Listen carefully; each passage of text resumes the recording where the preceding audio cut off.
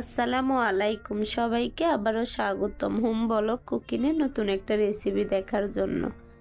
আশা করি কাছে কিংবা দূরে, দেশ কিংবা বিদেশ, যে যেখান থেকে আমার ভিডিওটা দেখতেছেন আল্লাহর অশেষ মেহেরবানিতে অনেক অনেক ভালো আছেন, সুস্থ আছেন, নিরাপদে আছেন। আমি আবারও চলে আসলাম আপনাদের জন্য সহজ ও মজাদার একটা রেসিপি নিয়ে। আর আমাদের আজকের রেসিপি হলো মসুরের ডাল দিয়ে দুর্দান্ত স্বাদে বাঁধাকপি রান্নার রেসিপি। আর তার জন্য আমি সবার প্রথমে এখানে একটা বাঁধাকপির অর্ধেকটা এভাবে ছোট ছোট পিস করে কেটে নিয়েছি। আর নিয়ে নিয়েছি হাফ কাপ মসুরের ডাল। চুলায় একটা ফ্যান বসিয়ে দিয়েছি, তার মধ্যে দিয়ে দিলাম পরিমাণ মতো তেল। তেলটা গরম হয়ে গেছে, এখন আমি এর মধ্যে দিয়ে দিলাম 2-3 টুকরো দারচিনি, 2-3টা এলাচ, 2-3টা লবঙ্গ আর একটা তেজপাতা মাঝে ফালিয়ে। মশলাগুলো তেলের মধ্যে ভালোভাবে নেড়ে চেড়ে কিছুক্ষণ ভেজে নিয়েছি। যখন মশলা আর তেলে ভাজাভাজি হয়ে সুন্দর একটা গ্রান ছেড়ে দিয়েছে, এর মধ্যে দিয়ে দিলাম রসুন কুচি। আমি এখানে বড় সাইজে 3-4টা রসুন কুচি করে নিয়েছি। আপনারা আপনাদের পছন্দ মতো কমিয়ে বাড়িয়ে রসুনটা অ্যাড করতে পারেন। রসুনটা একটু ভেজে এখন এর মধ্যে দিয়ে দিলাম কাঁচামরিচ কুচি। ঝালটা অবশ্যই আপনারা আপনাদের পছন্দ অনুযায়ী দেবেন। মরিচ আর রসুনটা 2 মিনিটের মতো ভেজে নিয়েছি। এখন এর মধ্যে দিয়ে দিলাম বড় সাইজের একটা পেঁয়াজ কুচি। আর এই সবগুলো উপকরণ কিছুক্ষণ ভালোভাবে নেড়ে চেড়ে তেলের মধ্যে ভেজে নেব। এতে করে পেঁয়াজের গন্ধ ভাবটাও ছাড়িয়ে যাবে আর পেঁয়াজটা অনেকটা নরম হয়ে যাবে। এখন এর মধ্যে অ্যাড করে দিচ্ছি আমি 1 চা চামচ আদা রসুনের পেস্ট। আদা রসুনের পেস্টও দিয়ে ভালোভাবে নেড়ে চেড়ে ভেজে আদা রসুনের কাঁচা গন্ধ ভাবটা ছাড়িয়ে নেব। আদা রসুনের কাঁচা গন্ধ ভাবটা ছাড়িয়ে গেছে, এখন আমি এর মধ্যে অ্যাড করে দিলাম মসুরের ডাল। ডালগুলো আমি আগে ধুয়ে ভালোভাবে পানি ঝরিয়ে নিয়েছি। আর শুকনো সব উপকরণের সাথে তেলের মধ্যে ডালগুলো 2 মিনিটের মতো ভেজে নিয়েছি। দেখুন ডালগুলো 2 মিনিট ভাজার পরে ডালের কালারটা চেঞ্জ হয়ে গেছে। এখন এর মধ্যে দিয়ে দিলাম বাঁধাকপি। আমি কপিগুলো আগে ধুয়ে ভালোভাবে পানি ঝরিয়ে নিয়েছি। আমি সবগুলো কপি একসাথে দিব না, অর্ধেকটা কপি দিয়ে ভালোভাবে নেড়ে ছেড়ে কিছুক্ষণ ভেজে নিয়েছি। এতে করে কপিটা কমে গিয়েছে, এখন বাকি অর্ধেক অ্যাড করে দিচ্ছি। আর এভাবে যদি মসুরের ডাল দিয়ে কপিটা ভাজি করেন, খেতে এত মজার হয়, বাসায় ট্রাই না করলে বুঝতেই পারবেন না। আর যেদিন বাসায় এভাবে বাঁধাকপিটা ভাজি করবেন, অবশ্যই যদি ভাতের সাথে খাওয়ার জন্য ভাজি করেন চালটা একটু বাড়িয়ে দিবেন, না হলে খেতে গেলে ভাতে কম পড়ে যাবে। আর যদি রুটি কিংবা পরোটার সাথে খাওয়ার জন্য এই বাঁধাকপিটা ভাজি করেন, তাহলে রুটি কিংবা পরোটা একটু বাড়িয়ে বানাবেন, না হলে খেতে গেলে খেয়ে মন ভরবে না, রুটি কিংবা পরোটা কম হয়ে যাবে। এটা এতটাই মজা হয় এভাবে রান্না করলে।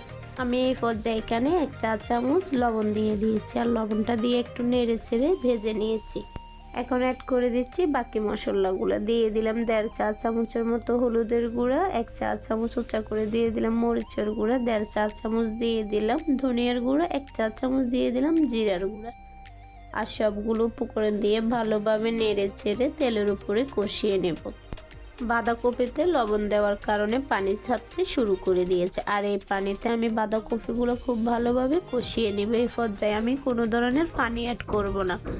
ঢাকনা দিয়ে কষিয়ে নেব 2 থেকে 3 মিনিটের মতো। এতে করে বাঁধাকপির পানিতে বাঁধাকপিগুলো কষিয়ে তেল ছাড়তে শুরু করে দেবে। ফিরে আসলাম 2 থেকে 3 মিনিট পর। দেখুন বাঁধাকপির পানিতে বাঁধাকপি কষিয়ে তেল ছাড়তে শুরু করে দিয়েছে। আর এই পর্যায়ে আমি আর একটু নেড়ে চেড়ে দিচ্ছি যেন নিচে দিয়ে ধরে না যায়। আর সিদ্ধ হওয়ার জন্য আমি এখানে অ্যাড করে দিচ্ছি 1 কাপ পানি। আমি এই বাঁধাকপি ভাজিটাই বেশি পানি রাখবো না, ঘামাকা ঝোল রাখবো, তাই এখানে 1 কাপ পানি অ্যাড করেছি। আপনারা চাইলে আপনাদের পছন্দ অনুযায়ী আরও শুকনো কিংবা পাতলাও করতে পারেন।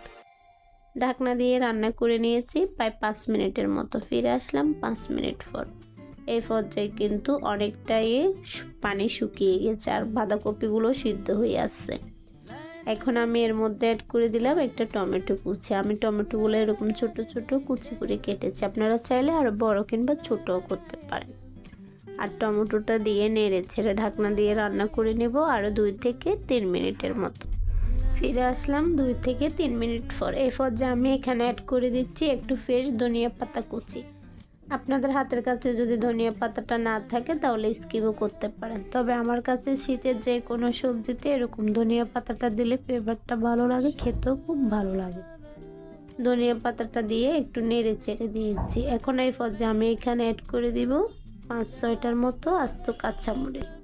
মরিচটা দিয়ে ঢাকনা দিয়ে রান্না করে নিব 2 মিনিটের মতো। ফিরে আসলাম 2 মিনিট পর। এই পর্যায়ে আমি আর একটু নেড়ে চেড়ে দিচ্ছি যেন নিচে দিয়ে ধরে না যায়। আর এই মরিচটা এই পর্যায়ে দেওয়ার কারণে খুব সুন্দর একটা ফ্লেভার আসবে। আমি এখানে মরিচটা অ্যাড করেছি ফ্লেভারের জন্য, আপনারা যদি ঝালের জন্য অ্যাড করেন আরও আগে দিয়ে দিবেন। আর একটু ছেঁকে দেখলাম লবণটা একটু কম হয়েছে, তাই এই পর্যায়ে আমি আর একটু লবণ অ্যাড করে দিয়েছি।